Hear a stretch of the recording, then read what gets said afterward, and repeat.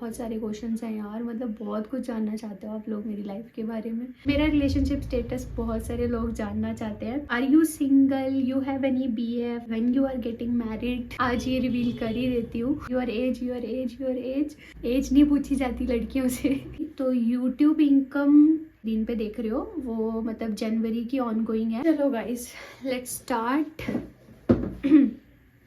आ रही हूँ ना मैं, 1 मिनट।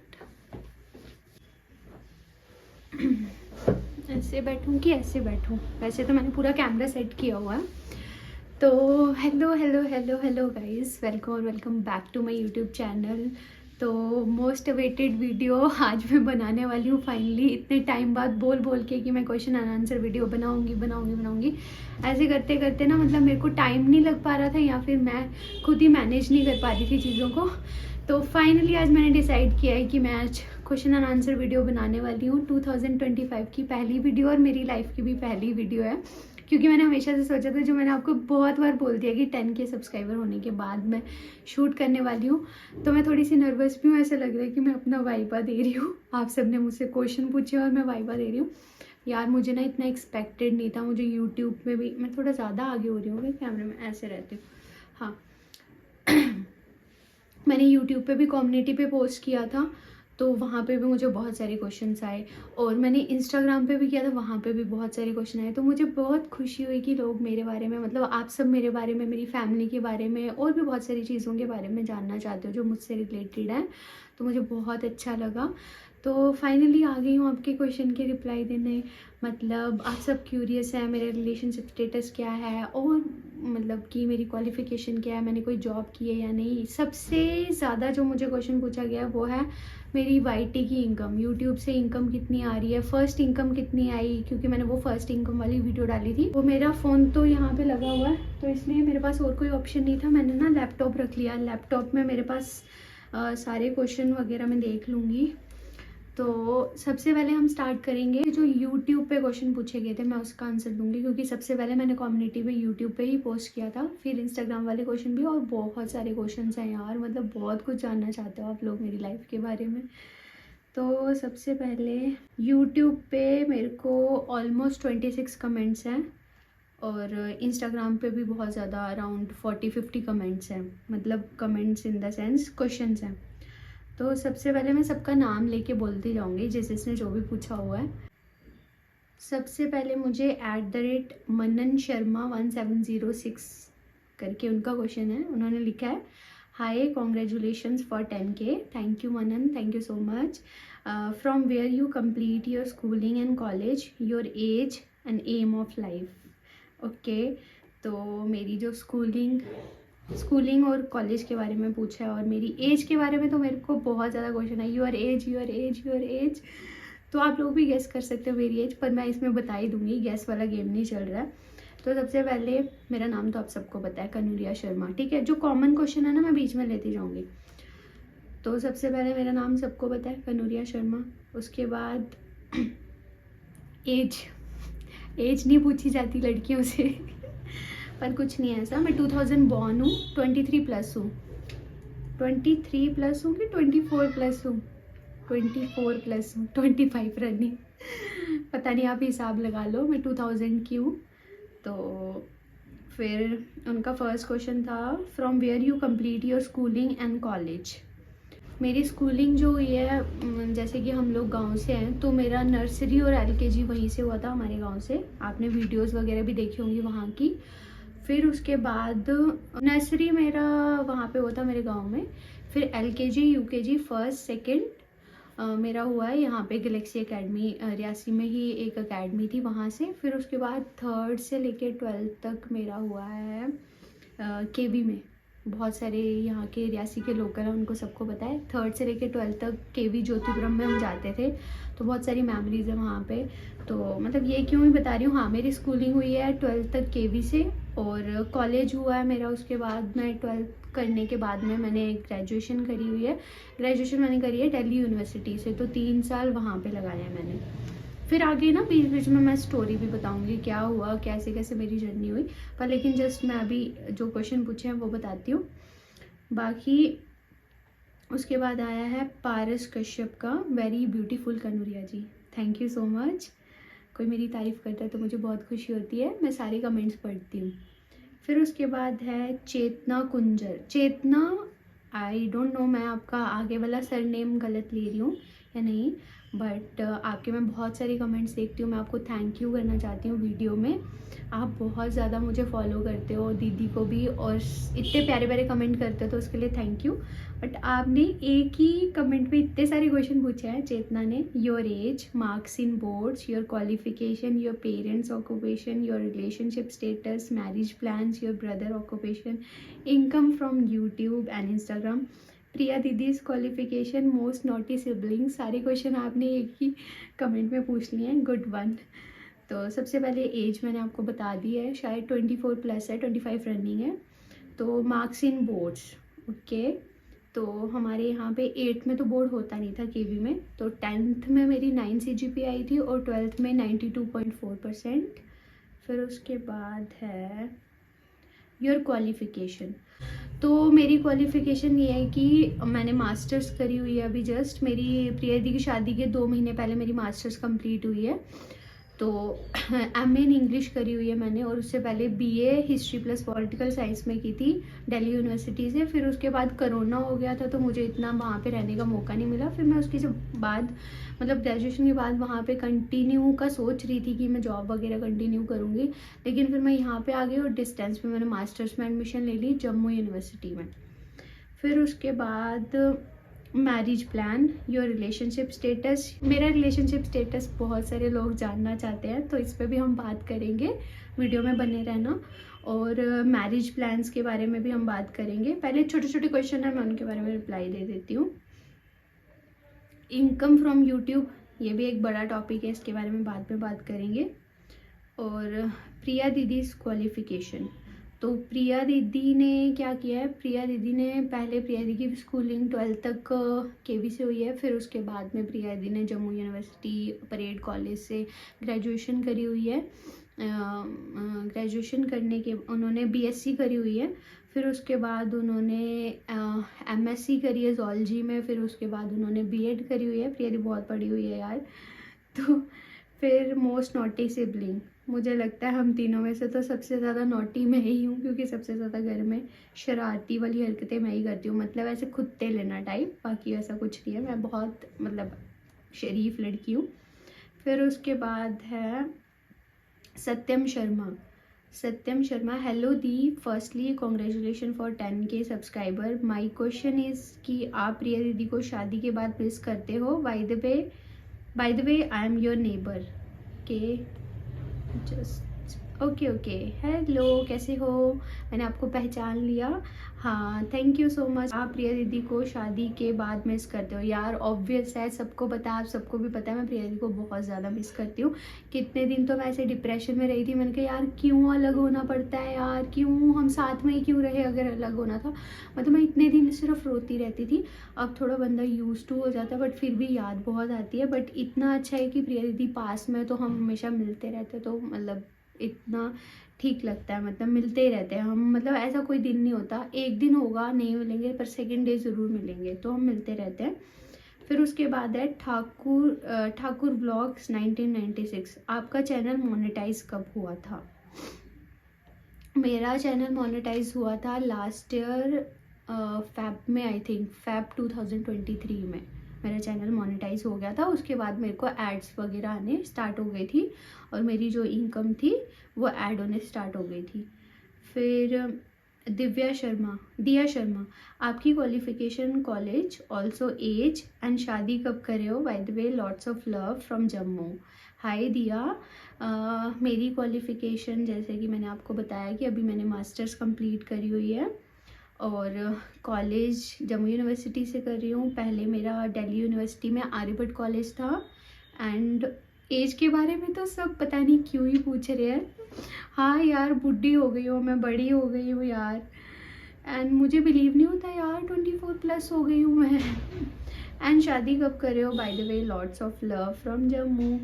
तो शादी का अभी एज सच कोई प्लान नहीं है, अभी जस्ट दीदी की शादी हुई है, तो मेरा शादी का अभी 2-3 साल तक कोई प्लान नहीं है। उसके बाद अगर अच्छे से सेटल हो गई तो फिर मैं 2-3 साल में कर ही लूँगी शादी। एक फिर नेक्स्ट है राजीव शर्मा। हेलो दी, वीडियो चल रही है ना? राजीव शर्मा, हेलो दी, I am your new subscriber, my name is Anshika Sharma. Hi Anshika, I live in Moradabad. My first question is what is your qualification? I think qualification के बारे में बात हो गई है, तो क्वालिफिकेशन मेरी वही फिर से मास्टर्स। एंड आपके 10th और 12th में कितनी परसेंटेज थी? आपके ब्रो क्या जॉब करते हैं? And lots of love from Moradabad दीदू। So sweet Anshika. भैया मेरे जॉब नहीं करते अभी, वो मेरा भाई छोटा है, तो वो अभी जस्ट उसकी ग्रेजुएशन कंप्लीट हुई है, उसने अभी नेक्स्ट ईयर एडमिशन लेनी है।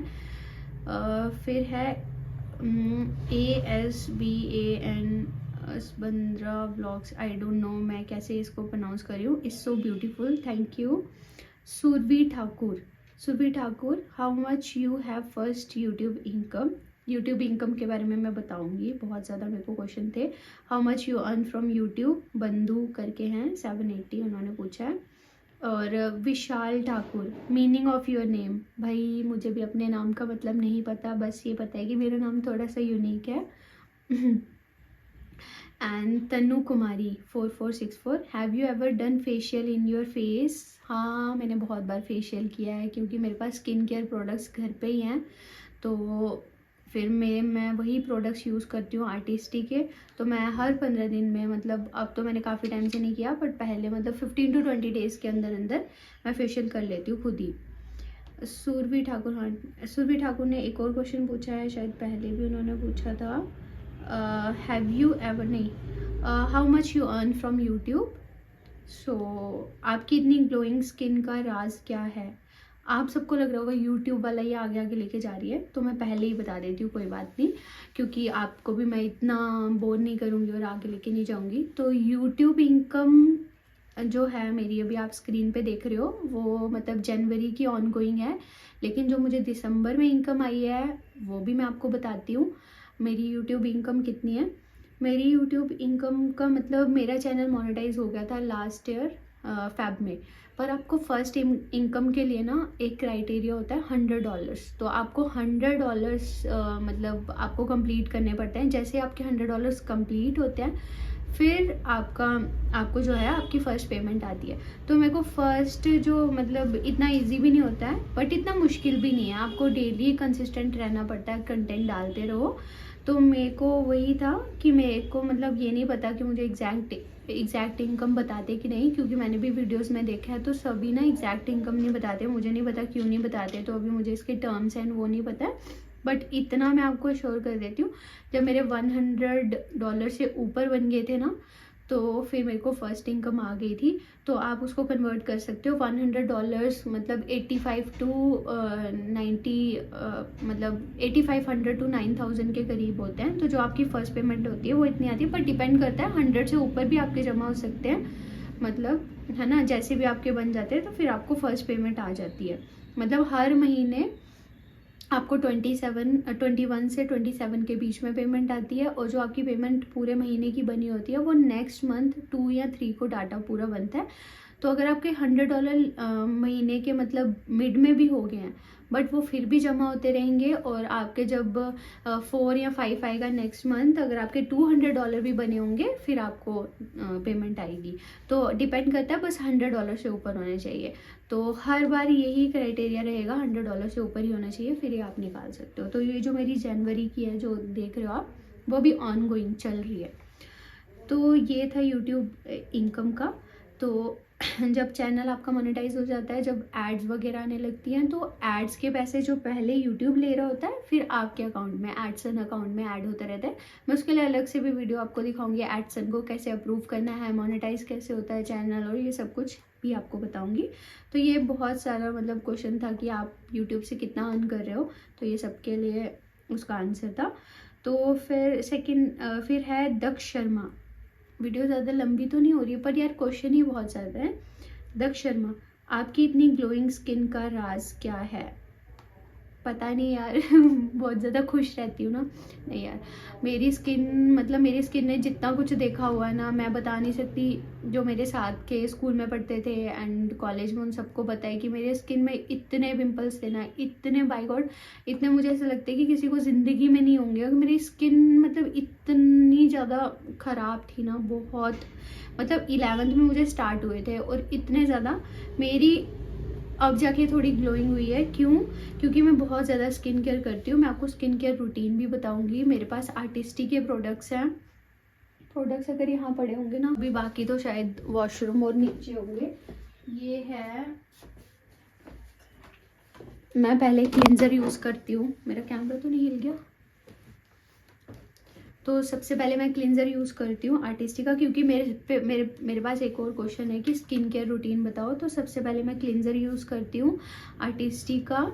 ठीक है, जब से मैंने स्किन केयर करना स्टार्ट किया ना, तब से मेरी स्किन बहुत अच्छी हुई है। और ये कोई पेड प्रमोशन वगैरह कुछ नहीं है, मैं अपना एक्सपीरियंस बता रही हूँ। और सेकेंड क्लिनजर के बाद में मैं डेली ये वाला टोनर यूज़ करती हूँ, ये वाला, ये टोनर यूज़ करती हूँ। टोनर के बाद में जो है मैं मॉइस्चराइज़र यूज़ करती हूँ। और भी मैं बहुत सारे प्रोडक्ट्स जो स्किन केयर में वो यूज़ करती हूँ। तो फिर आपको लगने लगेगा कि ऐड करिए, बट मेरी स्किन केयर रूटीन है ये वाली। और उस पर मैंने एक वीडियो भी बनाई थी शायद यूट्यूब में, मैं उसका वो डाल देती हूँ। वो मेरा रेगुलर रहता है स्किन केयर का, तो उसकी वजह से मेरी स्किन बहुत ज़्यादा ग्लोइंग है। मैं खुद की तारीफ़ कर रही हूँ, बट हाँ मतलब उससे मुझे फ़र्क पड़ा बहुत ज़्यादा। फिर उसके बाद है सिम्स करके 786, income through YouTube and Insta. तो यूट्यूब की इनकम तो मैंने आपको बता दी, $100 कंप्लीट करने होते हैं। फिर वो आप 200 करो, 300 करो, फिर आप उसको कन्वर्ट कर सकते हो इंडियन रुपीज़ में ही आपको पेमेंट आती है, पर आपके बनते हैं डॉलर में ही। फिर उसके बाद है क्रेजी नो गेमर 9332। आपने कभी किसी को इतना इरिटेट किया है कि वो रोने लगे? यार मैं ना बचपन में करती थी ये सब कुछ, अब अभी भी करते हैं हम। प्रिया दीदी को, मैं और अभी ना मिलके प्रिया दीदी को बहुत ज़्यादा परेशान करते हैं, मतलब ऐसे डराते हैं ना उनको। मेरे को ना आदत थी हमें ना डराने की, और प्रिया दी ना बहुत जल्दी डर जाती है, तो उनको बहुत बार इरिटेट किया हुआ है। प्रिया दी तो बहुत बार रोने भी लग पड़ी है, बट अभी भी इरिटेट करते हैं बहुत बार। मतलब मैं अपनी बात कर रही हूँ। Tanu Kumari 4464, what do you study, your degree?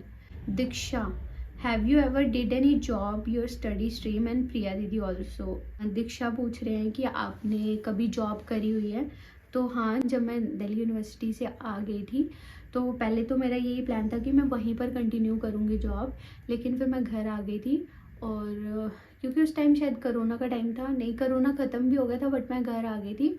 फिर उसके बाद मैंने 1 साल मैंने जॉब करी हुई है as a Flipkart executive, customer care executive. और मैं तो, अच्छा आपने ये क्वेश्चन पूछा दीक्षा, क्योंकि मैं ना हमेशा से इस चीज़ के बारे में बताना चाहती थी। मेरा जॉब एक्सपीरियंस इतना गंदा था, इतना गंदा, मैं तब से इतना डर गई हूँ ना जॉब को लेके, इसलिए मैं अपना ही कोई सेटअप करना चाहती हूँ। जॉब मैं नहीं कह रही हूँ, जॉब बहुत अच्छी है, जॉब आपका एक अर्निंग सोर्स है, बट जो वो as a customer care executive मैंने काम किया है ना, वो मैंने बहुत मुश्किल से काम किया है। और मुझे इतना रोना आ जाता था, क्योंकि जैसे कस्टमर केयर एग्जीक्यूटिव का क्या काम होता है, आपको कोई भी क्वेरी होगी, जैसे मैं फ्लिपकार्ट में थी, तो आपने फ्लिपकार्ट से कोई भी ऑर्डर परचेज़ किया, कुछ भी किया, तो आप कस्टमर केयर को कॉल करते हो, कुछ भी प्रॉब्लम हो जाए।